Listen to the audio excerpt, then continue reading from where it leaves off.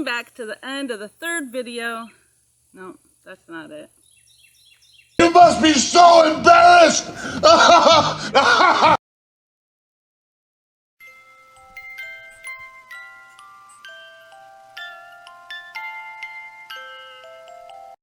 Hello, thank you for joining us for our fourth video in the Pumpkin Doll Head series, where we're going to dress her, we're going to make all of her clothes, and the first video went over long, so I recorded way too much material, so we broke it into two videos again. Most Fridays we're going to just have the one video, so stick around, come back next Friday. But let's work on her dress, and I'll show you how we do that. As you wish. So we're going to get started with our porcelain doll body, and I made a hole in the top opening for the wire that goes into the pumpkin. Now I have two strips of felt that I'm going to use Fabri-Tac glue and a Tacky Glue. I'm going to use both those glues on there, and it helps hold that on real secure. I put them in a little different spots there, and then I press that onto the shoulder area and hold it down for a couple seconds.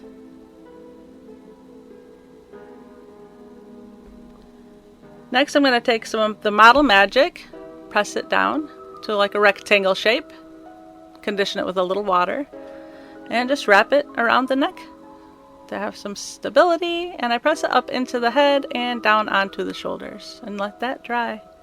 There goes my dog in the background. She's silly. Hello, I just wanted to share with you this pumpkin who is becoming her own pumpkin.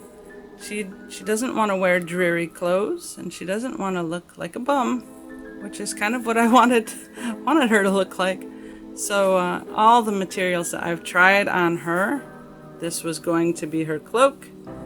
I made her a hat, and she wants to be a pretty fairy girl who is also betrothed, as it were.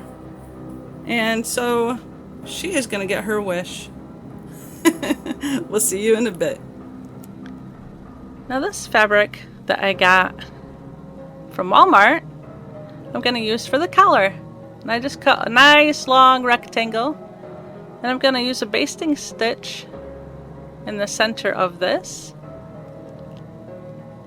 And it'll help pucker and gather that into a nice whimsical collar. And I like those raw edges that kind of give the finished piece a scarecrow look. This is really pretty material. I like it.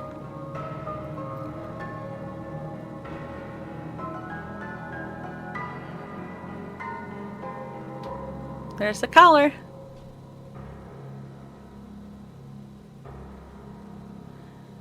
For the dress part, I'm going to use this material. And I can't honestly remember where I got this material, but I love all these bugs, and she really liked it too.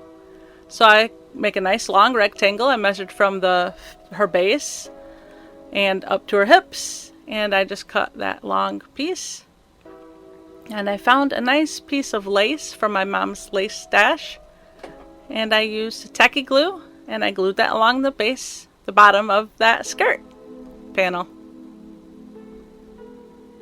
I just worked in sections and let that dry.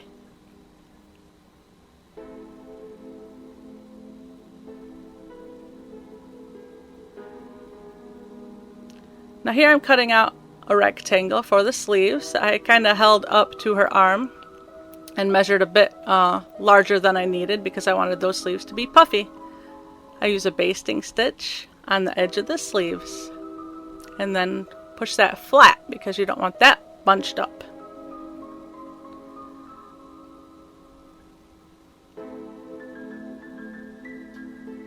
And if you did, just bunch it up. So much that you can do with this stitch. I use it quite a bit, as you can tell. Now there's her sleeve. And I like the poof at the top. But I want to add a little detail to the bottom. So I use the same material that I used for the collar. And I'm going to add some detail on the cuff of that sleeve by taking a nice rectangle of material and stitching it with a basting stitch again with the right sides together.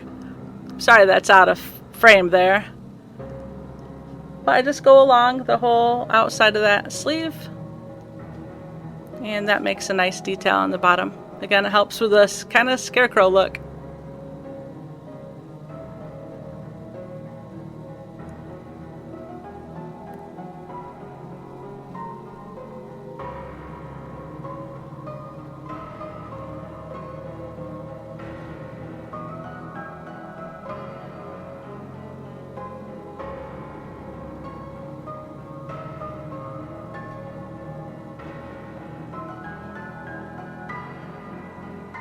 And then I stitch another basting stitch along the edge of that fabric to close that up.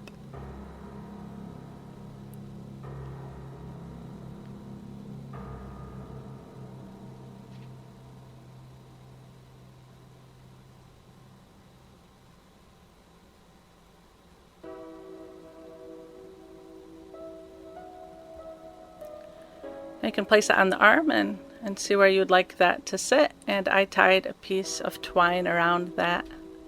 You could, if you're a good sewer, you could put a little piece of elastic in there.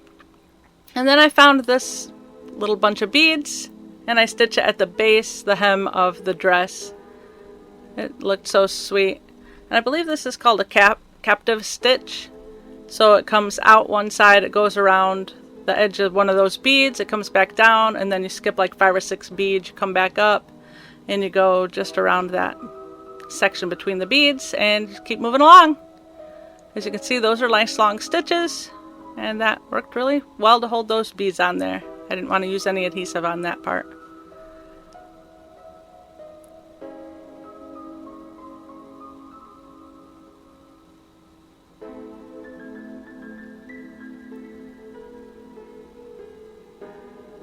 Now I'm going in with my embroidery floss, my nice long needle, and I'm doing a basting stitch at the top of that skirt.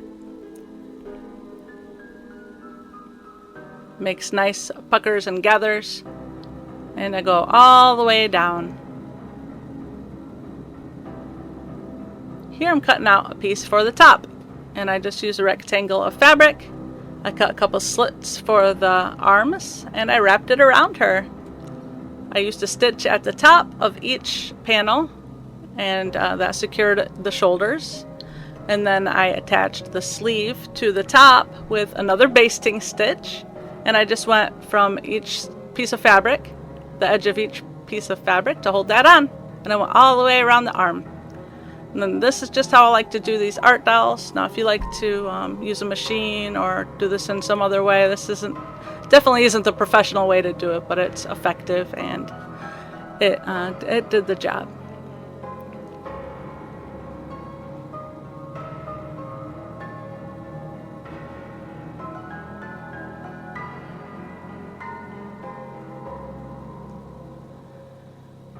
I had tied on the collar also after this, but I'm adding some embellishments to the hat and the top of her head with some straight pins, because that's all foam, and that worked out really great. I didn't have to use any adhesive for that either. Now I'm going along the edge of the skirt with a basting stitch to close that all in. And make sure that seam lies flat. Don't bunch that part up. I had to use pliers to get that through there.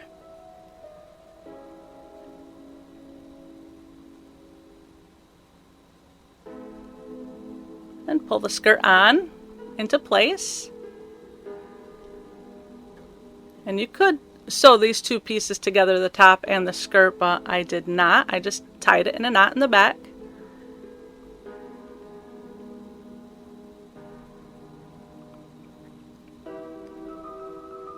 And then I added a belt, and I used the same fabric that I used for the collar and the ends of the sleeves. Folded both sides, and I tied that right on there. After I added her tooling shawl, or her shawl made of tooling, I stuck in those little butterflies. So whimsical and sweet. And I tied on her collar as well.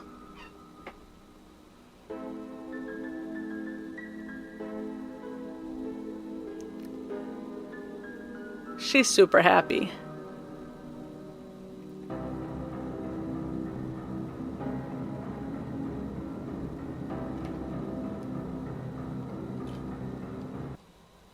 Hello, welcome to the end of our 4th video in the Dollhead series.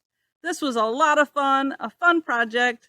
I love working with these materials and fall themed project. So if you like this, I hope you do. You go make one. And I like how she turned out kind of bright and cheerful. I'm in Florida, so we're not quite in fall colors yet. Everything's still green here. It's seriously like 98 degrees out right now. So maybe that had some impact on how she looked. I don't know, but you show me how your dolls look, and we'll see you next week. I'm making another pumpkin project. It's going to be cute and a little snarly. You know, snarly's kind of cute too. So join us, like, subscribe, and share, okay? Thank you so much. Bye.